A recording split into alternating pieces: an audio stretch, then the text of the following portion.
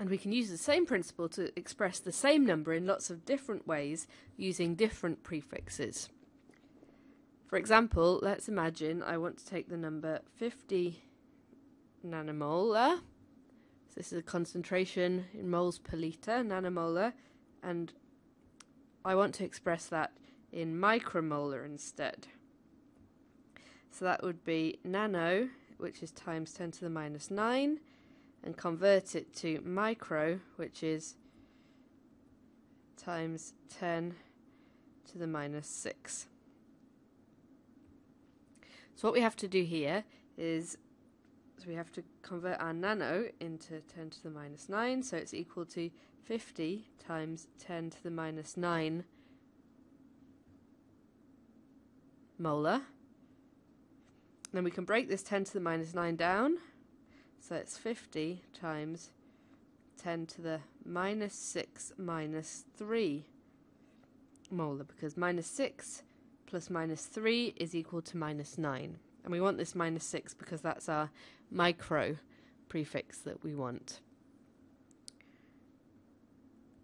And then we can say we've got 50 times 10 to the minus 3 times 10 to the minus 6 molar. So I'm just grouping it together in a different way, splitting this apart. And now I can replace 10 to the minus 6 by micro.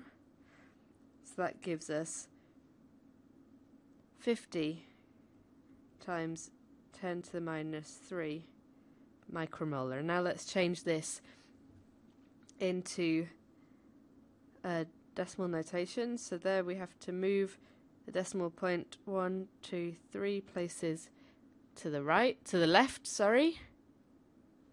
and so the whole thing is equal to 0.05 micromolar. Alright, and now I'm going to work through another example and express the same number in all the different ways I can. So the number I've chosen for this example is 8 times 10 to the minus 10 grams. So first of all, let's express that we're using nano, so that's times 10 to the minus 9. So in that case we need 8 times 10 to the power minus 9 minus 1. So again I've broken down this minus 10 into minus 9, which I'm interested in, and the rest, grams. So that would give us 8 times 10 to the minus 1 times 10 to the minus 9 grams if we break it apart. So then I can replace this 10 to the minus 9 by nano. And that gives us, if we move the decimal place 1 to the left, that gives us 0.8 nanograms. So there's our first answer. Or we could choose to express this number using the prefix micro, which is times 10 to the minus 6. So in that case we'd take 8 times 10 to the minus 6 minus 4, because we want the minus 6 to use our micro prefix, and then everything else that adds up to minus 10, so that would be minus 4. So in this case we've got 8 times 10 to the minus 4 times 10 to the minus 6 grams. Again, we can replace this by micro, and then we can get rid of this part of the scientific notation, move this decimal place 1, 2, 3, 4 to the left. So that would give us 0.0008 micrograms. That's our second answer.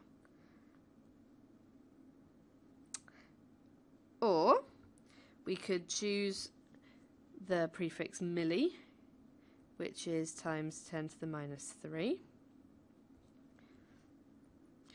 So that would give us 8 times 10 to the power minus 3 minus 6. No, minus 7, silly me. So minus 3 minus 7 adds up to 10, minus 10. So that would give us 8 times 10 to the minus 7 times 10 to the minus 3 grams. And we can swap the minus 3 for the milli that we're interested in. And I could convert this into decimal notation, but I'm not going to. So that gives us 8 times 10 to the minus 7 milligrams. Again, that's equivalent. Or if I wanted, I could finally use picogram. So that's pico equals times 10 to the minus 12.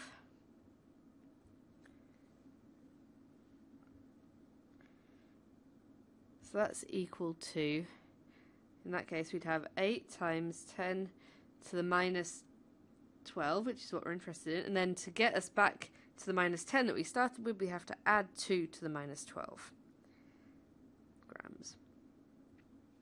So that would give us 8 times 10 to the power 2 times 10 to the power minus 12 grams. And I can swap minus 12 for the pico prefix.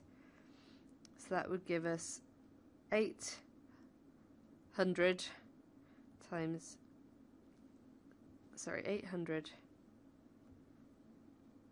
picograms. And again, that's equivalent. So these things all give us the same result. And yeah, it just depends what other numbers we're working in and what's convenient, really, which prefix we use. But these numbers are all equivalent.